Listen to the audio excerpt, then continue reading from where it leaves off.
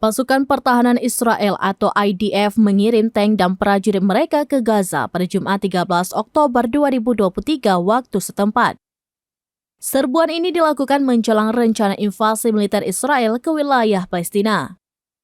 Israel beralih ke ground fighting seusai melancarkan serangan udara berhari-hari, melakukan blokade air, makanan, listrik, dan bahan bakar terhadap Gaza. Serangan darat Israel ini dalam upaya mereka menemukan personel militer dan warga yang disandera oleh pejuang Hamas Palestina.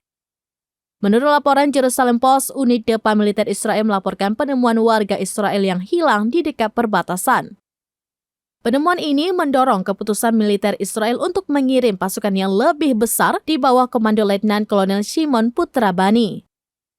Pasukan IDF sedang mempersiapkan manuver darat, namun pemerintah belum memberikan perintah akhir untuk operasi tersebut, kata juru bicara Letnan Kolonel Richard Head pada Kamis 15 Oktober 2023.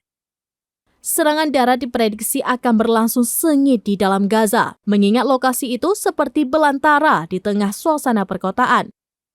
Hingga kini, korban tewas di Israel mencapai lebih dari 1.300 orang, dengan hampir 3.500 orang terluka pada Jumat malam, menurut para pejabat Israel.